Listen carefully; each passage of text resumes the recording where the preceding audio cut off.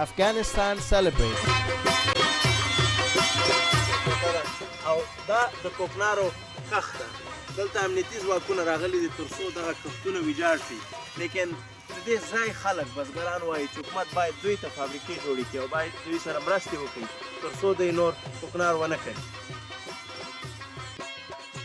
Afghan Special Forces engaged 5 suicide attackers as 6 foreign nationals were trapped inside. Bilal, I'm really sorry I can't be there with you tonight, but I wanted to say a huge thanks for everything you've done for us over the years. Our coverage of Afghanistan in the early days just wouldn't have happened without everything you managed to fix up for our correspondents who were out there and the legendary access you gave them to people in Kabul and the way you kept people safe for all those years. We're enormously grateful for it, everything you've done for us. And I just wanted to say the very best of luck in the future. We're really going to miss working with you, but hopefully we'll stay in touch. So good luck. Long live Afghanistan, they chanted.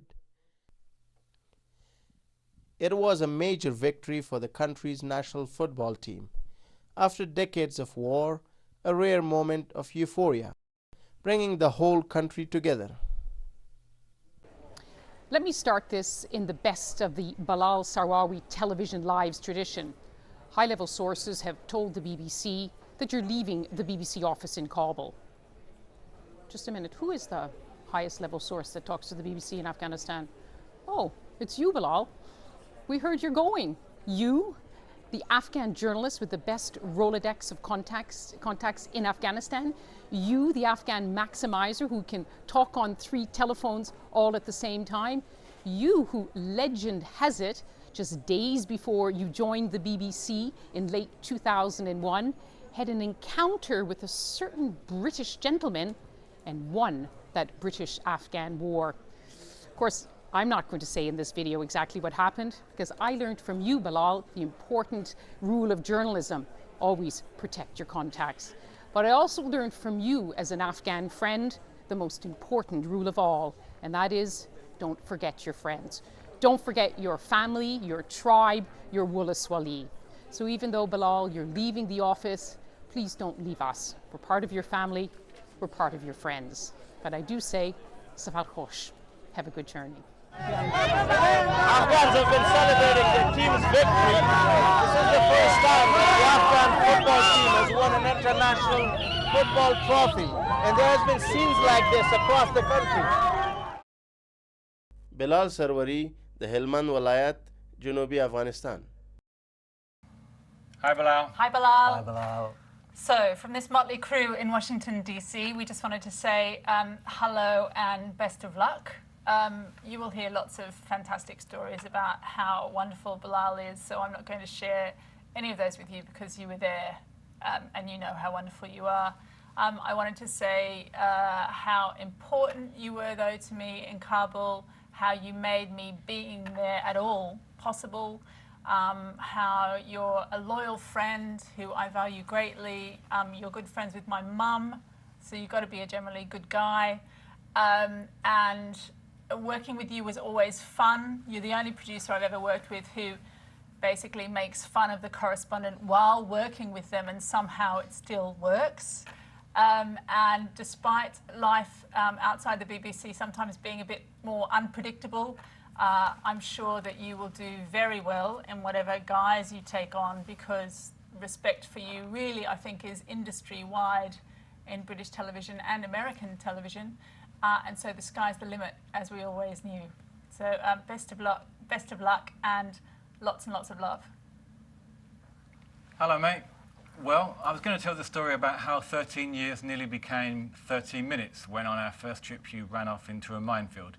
But you promised me never to tell that story, so I won't tell it all. But now you'll have to tell everybody around you. What can I say? I gave you your first job, and I'm sad to see you going after all these years. You were the only man I ever worked with that was a wire service all on his own. I was telling people today how the first Afghan elections, we just turned the computers off and watched you with 4 or 5 phones telling us everything minutes, sometimes 20 minutes before everybody else. You are brilliant, mate. You're the best journalist in Afghanistan. You will be sorely lost by the BBC. And I'll miss you because I like just seeing you on the television every now and then and popping up on radio telling me what's going on in Afghanistan, because nobody knows it better than you. So good luck. It's not goodbye. We're still mates. And all the best. Hanji Bilal bhai, kya hal hai? I even put on a tie for you. How about that? So it is a massive loss for the BBC, as we've been hearing. We all know that, and especially though knowing, you know, where you came from, how you made it as far as you did, we all have a lot of confidence that you're going to go a very long way in whatever you choose to do, because that inside street fighter is still there. I will never forget working with you, had a lot of admiration for what you did, but also loved to lounge around with you on those big cushions and eat, watching you look like a king with all your servants surrounding you. And I look forward to the day when we do that again somewhere in the world. But of course, you'll always be part of the BBC family, and you still have all of our good wishes with you wherever you go. Take care. Good luck. See you, mate. Bye, Bilal. All the best. None of the candidates won an absolute majority. The runoff will be between this man, former Foreign Minister Abdullah Abdullah, and his main rival, the ex-World Bank economist Ashraf Ghani. Bilal, hello from New York. The very first time we met, we went to see President Karzai. And I said to the president that one day Bilal will be president of Afghanistan. And I still think one day Bilal will be president of Afghanistan. You've done incredible work, important work, helping to show the world what Afghanistan can achieve. And whether it's breaking stories, whether it's getting to places that nobody else can get to, you understood it's all about relationships. And wherever I went, anywhere in the world, nobody had better relationships than you. So I'm so glad that tonight you're surrounded by so many of your friends. And you've got plenty more who can't be there with you tonight. I'm one of them. But we all send you our love and best wishes. And you will be a huge success. And I'm so grateful for your friendship and for everything you've done over the last few years. Afghan football. Fans prepared to do anything just to catch a glimpse of their idol. Even the president, who greeted the team on their return, got caught up in the national celebration. Like everyone, wanting to be part of Afghanistan's victory party. Bilal Sarwary, BBC News, Kabul.